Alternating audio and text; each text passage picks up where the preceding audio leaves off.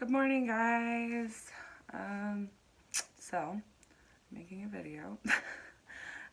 First, I want to apologize for how I look in this video. I know there's some of you out there that are going to freak out and be like, oh, what's wrong with her? I just woke up, so I'm kind of tired. I had a lovely weekend in North Carolina with my family. I got to see my brother and sister, and my mom and dad. Just had a really good time. I got to meet my brother's new puppy, Maple. She was the most adorable thing ever. So anyway, so after last week's video, there were so many people who reached out to me, and I guess I should just set it up. So over the past like 2 or 3 weeks, especially the past 2 weeks, I did some stupid things. I ended up screwing some things up for myself.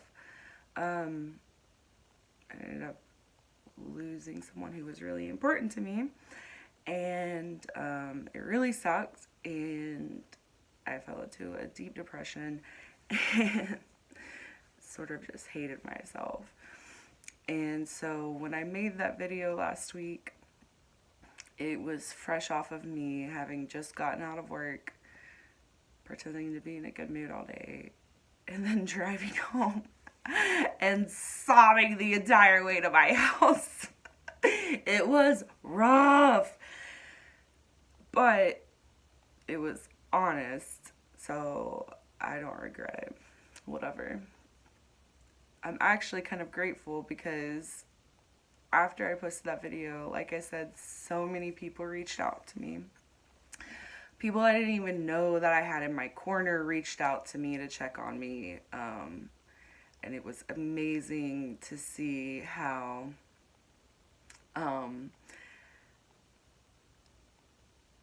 even when you hate yourself, there's still people out there who love you and accept you for who you are, and that is awesome. That's how we all need to be. So, I will say this video may run a little long. I'm going to try to be quick though, because I gotta get ready for work soon. But, this video is for all of you all. It's going to be a little bit more positive. It's still going to be real, but it's going to be a little bit more positive, hopefully. So yeah, thank you. And I will also say that every example, everything I talk about 100% applies to me. I'm not calling out anyone. I'm just saying what I've dealt with and what I know that other people deal with. So yeah, okay.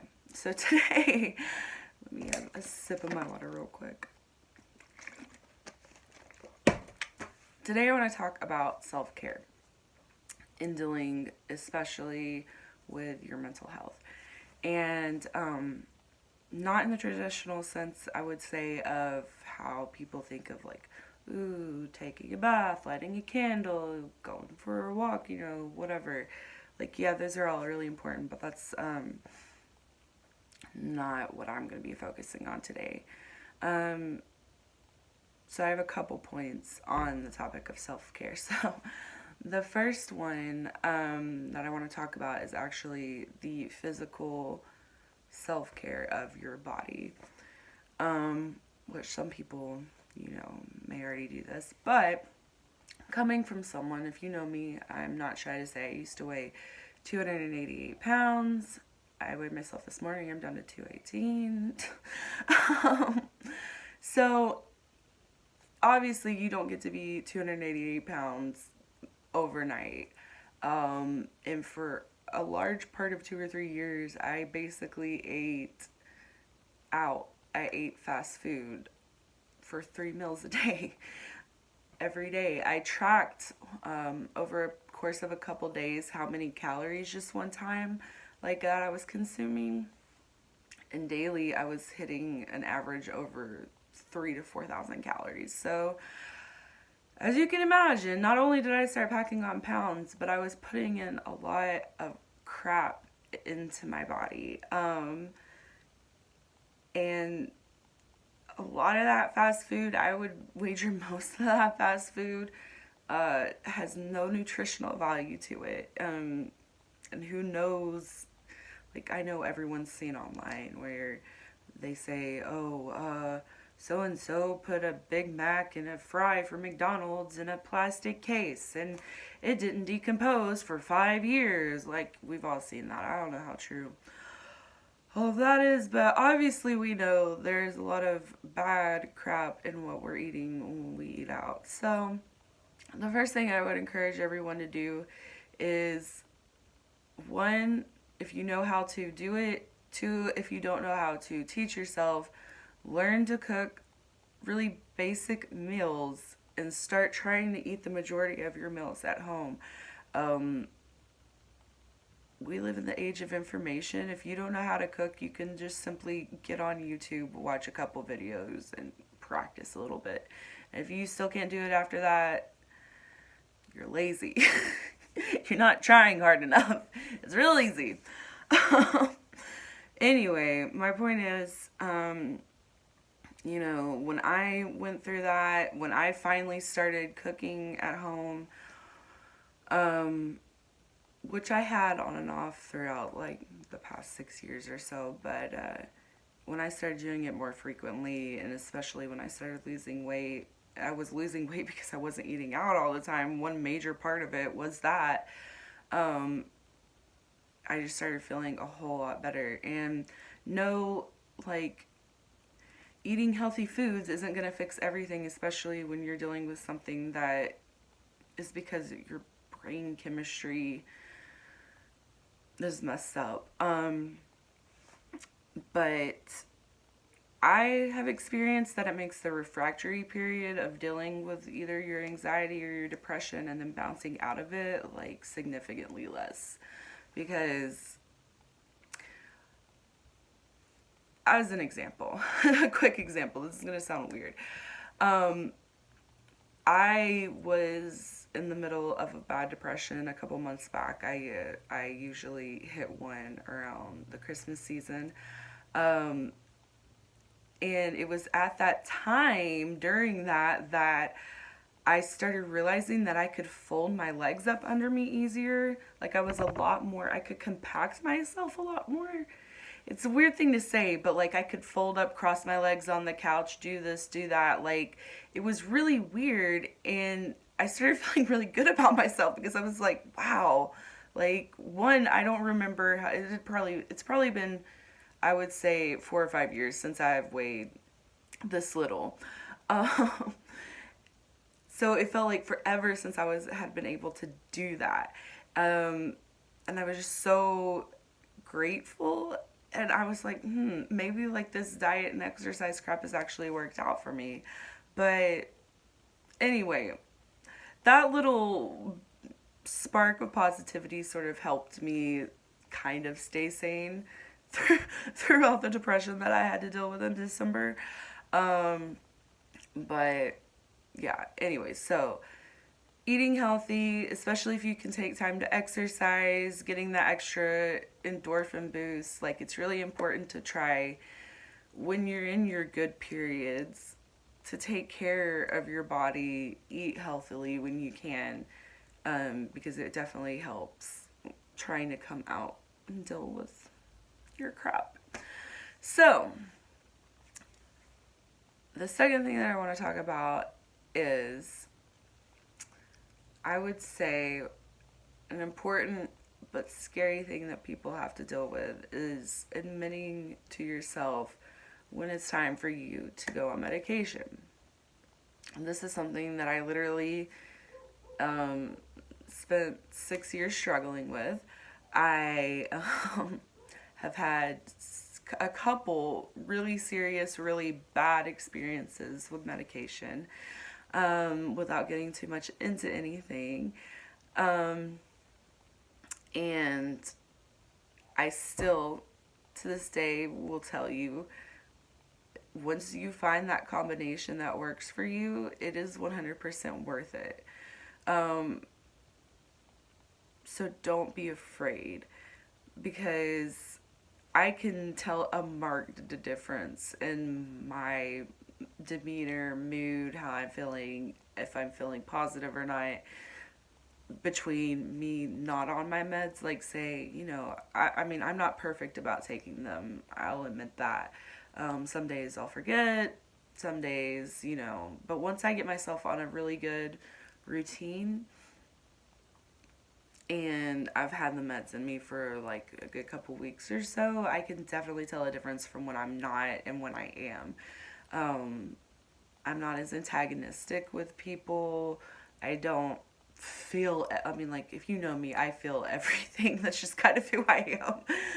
But dealing with anxiety and depression, it's not like the type of feeling everything that makes you want to rip your skin off, which is what I deal with a lot of the times.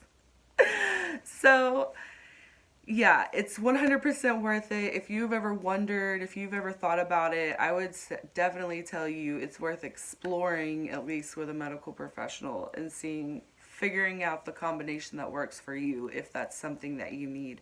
Now, I know there are people out there who deal with their mental health issues without medication, and a lot of them, I'm sure, are successful, but just if you're anyone like me, it was extremely helpful. So I would say that is definitely an important thing to think about in taking care of yourself.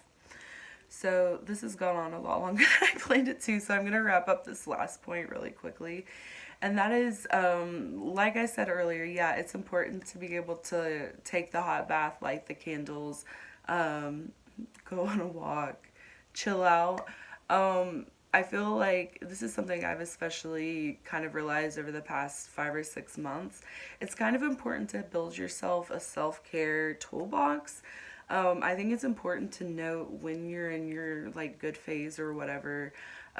Figure out what it is that makes you happy and what can help bring you out of your depressive phases or help calm you down when you're in a high state of anxiety.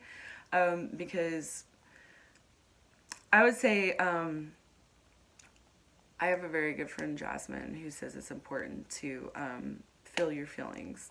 And I 100% agree with her. If you repress that shit, it will come out one way or another. Same with mental health, dealing with your anxiety, dealing with your depression. It's going to come out one way or another if you don't deal with it in a healthy manner. And a lot of times, from experience, that ends up being you explode on people.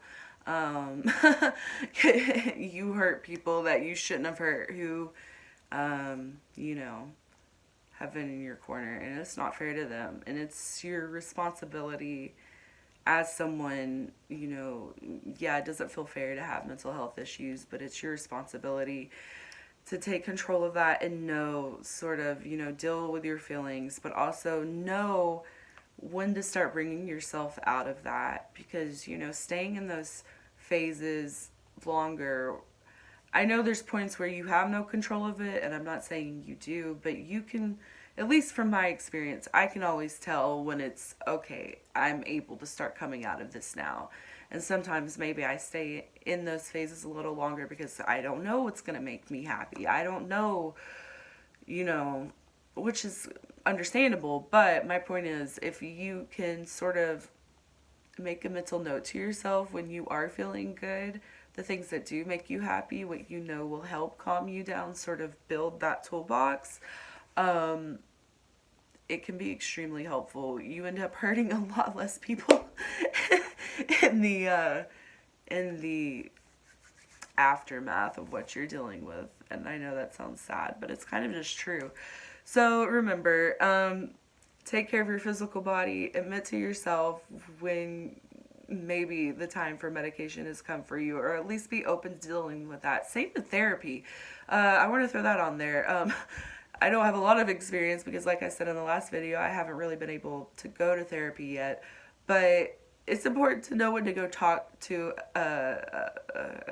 get psychiatric help, or I'm not sure what is the term, a healthcare professional. Anyway, therapy, meds, and then have your self-care toolbox. sort of built up. All right, this is almost 15 minutes long. I'm sorry this is so long.